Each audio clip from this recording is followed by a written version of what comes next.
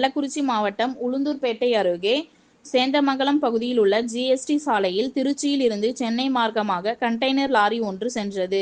இந்த லாரி நள்ளிரவு நேரத்தில் சென்று கொண்டிருந்த நிலையில் ஓட்டுநரின் தூக்க கலக்கம் காரணமாக ஓட்டுநரின் கட்டுப்பாட்டை இழந்த கண்டெய்னர் லாரி சாலையின் நடுவே இருந்த தடுப்பு கட்டையில் மோதி தலைக்குப்புற கவிழ்ந்து விபத்துக்குள்ளானது.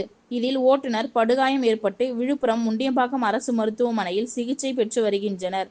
இந்த விபத்தின் காரணமாக சென்னை திருச்சி 4 வழி சாலையில் கடுமையான போக்குவரத்து பாதிப்பு ஏற்பட்டு சுமார் 5 கிலோமீட்டர் தூரம் வரை வாகனங்கள் அணிவகுத்து நின்றது. தகவல் அறிந்து சம்பவ இடத்திற்கு சென்ற திருநாவலூர் காவல்துறையினர் மற்றும் போக்குவரத்து போலீசார் வாகனங்களை மாற்றுப்பாதையில் அனுப்பி வைத்து போக்குவரத்தை சரி செய்தனர். தொடர்ந்து விபத்தில் சிக்கிய வாகனத்தை அப்புறப்படுத்தும் பணியில் போக்குவரத்து போலீசார் ஈடுபட்டு வருகின்றனர். இந்த விபத்து குறித்து திருநாவலூர் போலீசார் விசாரணை நடத்தி வருகின்றனர். ரெட் நியூஸ் தமிழ் செய்திக்காக திருக்கோவிலூர் செய்தியாளர் முத்துக்குமரன். செய்திகளை உடனுக்குடன் தெரிந்து கொள்ள ரெட் நியூஸ் தமிழ் சேனலை சப்ஸ்கிரைப் செய்யவும்.